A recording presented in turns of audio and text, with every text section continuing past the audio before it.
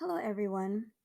My name is Mandy, and I'm a data analyst contracted by the Medical Staffing Agency to plan for the upcoming flu season by conducting a research and analyze recommendations to help make driven decisions for the upcoming influenza season in the US. In this project, we are using data from the CDC, Center for Disease Control. The project motivation is that the United States has an influenza season that greatly affected people, which increased hospitalization stays among certain individuals. The project objective is to determine how many staff is needed in certain states and when.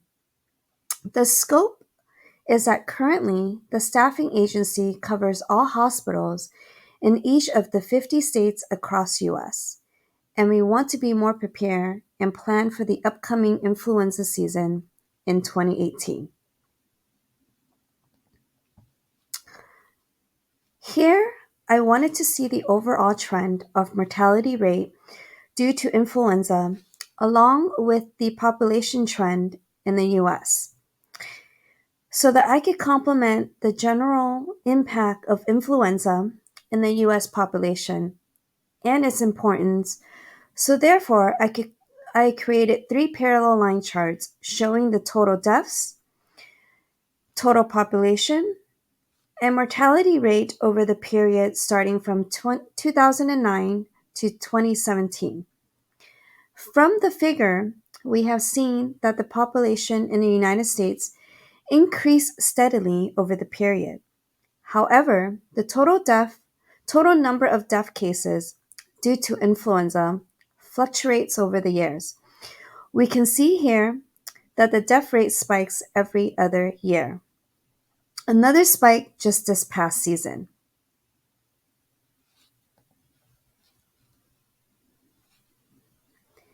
The death information by states.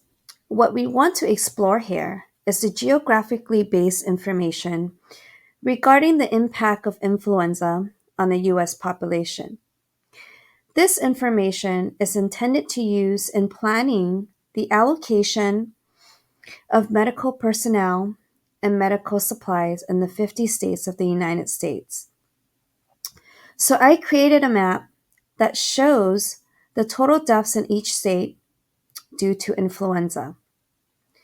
The darker the circle, the higher the death rates, ranging from light blue being the lowest and dark blue being the highest. I also summed up in this table here to show the top highest states in the US. With this map, we can then decide which state we need more or less medical personnel.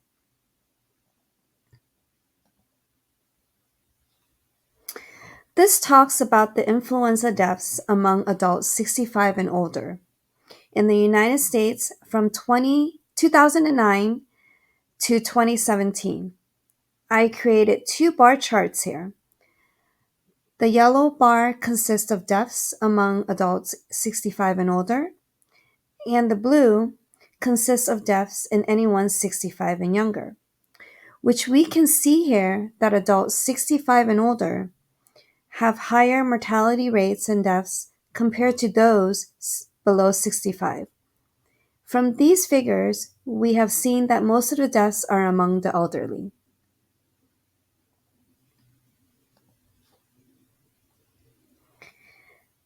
This leads me to create a regression analysis in order to check if older people are more prone to influenza deaths. We are using a scatter plot as a visualization of total population of people over 65 against the total number of influenza deaths for the same age group. We can see the fact that as the population increases, the number of deaths increases. So therefore, there is a linear relationship between the two variables. And the adult 65 and older population metric can explain that about 89% of the death tolls are among the 65 and older. Lastly, we move to the suggestion slide. I have identified that adults 65 and older is the most vulnerable population, contributing to death when affected by influenza.